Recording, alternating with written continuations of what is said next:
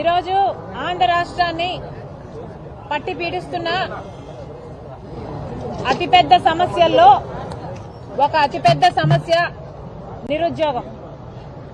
లక్షల మంది యువత ఈరోజు ఉద్యోగాలు దొరక్క చదువుకున్న చదువుకి చేస్తున్న పనికి అసలు సంబంధమే లేకుండా చిన్న చిన్న ఉద్యోగాలు అంటే 10,000, 12,000 రూపాయలకు చిన్న చిన్న ఉద్యోగాలు చేసుకుంటూ బతుకుతున్నారు.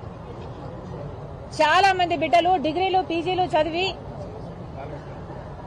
మేము ఈ చిన్న చిన్న ఉద్యోగాలు చేసుకోలేము, తల్లిదండ్రుల మీద ఆధారపడి బతకడం ఇష్టం లేక ఎంతో మంది బిడ్డలు ఆత్మహత్యలు కూడా చేసుకున్న పరిస్థితి మన ఆంధ్రప్రదేశ్లోనే, ఆంధ్ర రాష్ట్రంలోనే గత 5 సంవత్సరాలుగా ఒక సర్వే ప్రకారము 21,000 మంది బిడ్డలు ఉపాధి లేక, చేసుకోవడానికి పని లేక, సంపాదించుకునే మార్గం లేక ఆత్మహత్యలు చేసుకోవడం జరిగింది. మరి మన బిడ్డ, మన యువత ఆత్మహత్యలు ఉపాధి లేక, పని లేక చేసుకుంటున్నారు అంటే ఆలోచన చేయాల్సిన విషయము, ఇది నిజంగానే ఆత్మహత్యలా లేకపోతే ప్రభుత్వం చేస్తున్న హత్యల? కనీసం సంవత్సరానికి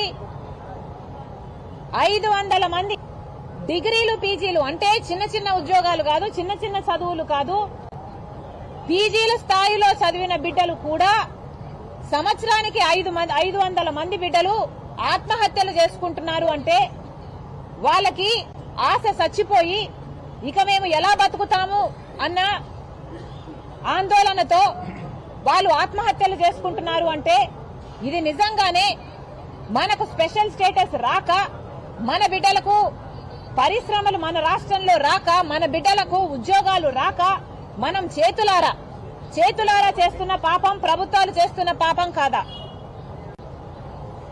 ఇది ఇలాగే కొనసాగితే ఆంధ్ర రాష్ట్రంలో బిడ్డలు మొత్తము ఉపాధి లేక, ఇక్కడ ఉపాధి దొరకక వలసపోయి మన రాష్ట్రం అసలు యువతే లేని రాష్ట్రంగా తయారవ్వదా? కేంద్ర రాష్ట్ర ప్రభుత్వాలు మనకున్న సమస్య గురించి, మన బిడ్డలకున్న సమస్యల గురించి ఏమైనా ఆలోచన చేస్తున్నారా? బీజేపీ ప్రభుత్వము, బీజేపీ కేంద్రంలో అధికారంలో ఉంది, సంవత్సరానికి 2 కోట్ల ఉద్యోగాలు ఇస్తామన్నారు. 10 సంవత్సరాలలో 20 కోట్ల ఉద్యోగాలు ఇవ్వాల్సి ఉండగా మన రాష్ట్రంలో కనీసం 1 కోటి మంది బిడ్డలకైనా ఉద్యోగాలు ఇచ్చారా? సరే 10 లక్షల మందికైనా ఇచ్చారా? లేదు 1,00,000 మందికైనా ఇచ్చారా? మన బిడ్డలకు అసలు ఉద్యోగాలే ఇవ్వని బీజేపీ ప్రభుత్వము మరి ఇంకా అధికారంలో ఉంది అంటే మనకు మోసం చేసినట్టు కాదా? ఆంధ్ర రాష్ట్ర బిడ్డలకు దగా చేసినట్టు కాదా? 5 సంవత్సరాలు చంద్రబాబు గారు ముఖ్యమంత్రిగా ఉన్నారు.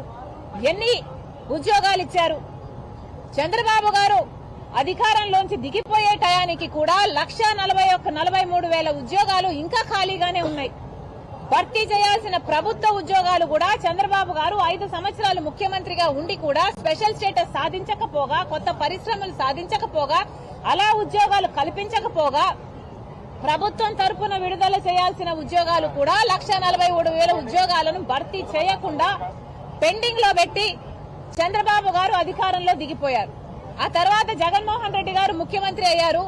జగనన్న గారు ముఖ్యమంత్రి అయినాక ఆ రోజు జగనన్న గారు చెప్పిన మాట, పాత ఉద్యోగాలు 1,43,000 ఉద్యోగాలు భర్తీ చేయాల్సి ఉంది. ఈ 5 సంవత్సరాలలో రిటైర్ అయిపోయిన వాళ్ళు, ఇంకా అవకాశం ఉన్న వాళ్ళు ఇంకొక 90,000 మంది ఉంటారు. అంటే మొత్తం 2,30,000 ఉద్యోగాలను మేము భర్తీ చేస్తాము అని అధికారంలోకి వచ్చాడు జగనన్న గారు. మరి అలా అధికారంలోకి వచ్చి ఈరోజు 2,30,000 ఉద్యోగాలకు మీరు జాబ్ నోటిఫికేషన్స్ ఇవ్వాల్సి ఉండగా మీరు ఎన్ని జాబ్ నోటిఫికేషన్లు ఇచ్చారు? ఎంతమందికి ఉద్యోగాలు కల్పించారు? అసలు మెగా డిఎస్సి 23,000 ఉద్యోగాలు ఖాళీగా ఉంటే చంద్రబాబు గారు 7,000 ఉద్యోగాలే ఎందుకు భర్తీ చేస్తున్నారు? సిగ్గులేదా అని ఆ రోజు మీరు చంద్రబాబు గారిని అన్న మాటలు మీకు గుర్తులేవా?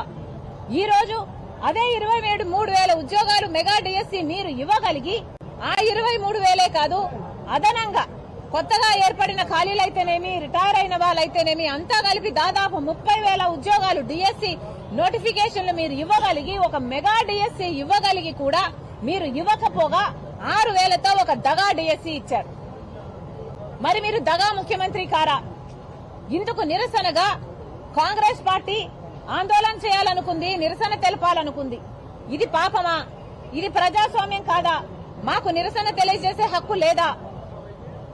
గత 10 రోజులుగా మేము యూత్ కాంగ్రెస్ అయితేనేమి, ఎన్ఎస్యుఐ అయితేనేమి వివిధ కార్యక్రమాలలో పాల్గొని నిరసన తెలియజేయాలనుకుంటే వాళ్ళని ఎక్కడికక్కడ హౌస్ అరెస్టులు చేశారు, వాళ్ళని ఎక్కడికక్కడ నియంత్రించారు. ఈ రోజు కాంగ్రెస్ పార్టీ మొత్తము కలిపి, కాంగ్రెస్ పార్టీ అధ్యక్షురాలతో సహా పెద్ద పెద్ద నాయకులు అందరూ కలిసి ఈ రోజు యువతకు అండగా నిలబడాలి అని మేము చెలో సెక్రటేరియట్ అనే కార్యక్రమం నిర్వహించాలనుకుంటే దానికి ఇన్ని ఆంక్షలు విధించడం ప్రభుత్వము విధిస్తుంది అంటే మరి ఇది ప్రజాస్వామ్యం అవునా కాదా? ఇక్కడ భారతదేశ రాజ్యాంగం అమలు అవుతుందా లేదా? లేకపోతే జగన్మోహన్ రెడ్డి గారు ఏదైనా ప్రత్యేకంగా ఒక రాజ్యాంగం రాశారా? జర్నలిస్టులు వాళ్ళకు వ్యతిరేకంగా రాయకూడదు, జర్నలిస్టులు వాళ్ళకు వ్యతిరేకంగా రాస్తే గొడ్డును బాదినట్టు బాదుతాము, చిలక బాదుతాము అని జగన్మోహన్ రెడ్డి గారి రాజ్యాంగం చెప్తుందా? ప్రతిపక్షాలన్నీ ఎవరే గాని జగన్మోహన్ రెడ్డి గారి ప్రభుత్వానికి వ్యతిరేకంగా పోరాటం చేయకూడదు, పోరాటం చేయాలని చూస్తే ఒక కర్ఫ్యూ వాతావరణం లాగా మేము సృష్టిస్తాము, పోలీసులను మా బంటులాగా వాడుకొని, పోలీసులను మా కుక్కల్లాగా వాడుకొని మిమ్మల్ని ఎక్కడికక్కడ హౌస్ అరెస్టులు చేస్తాము అన్నది జగన్మోహన్ రెడ్డి గారి రాజ్యాంగం చెప్తుందా? ఇది ఎక్కడి అన్యాయం అని అడుగుతున్నాం. వేల మంది కాంగ్రెస్ పార్టీ నాయకులైతేనేమి, కార్యకర్తలైతేనేమి ఎక్కడికక్కడ హౌస్ అరెస్టులు చేయాల్సిన అవసరం ఏముంది?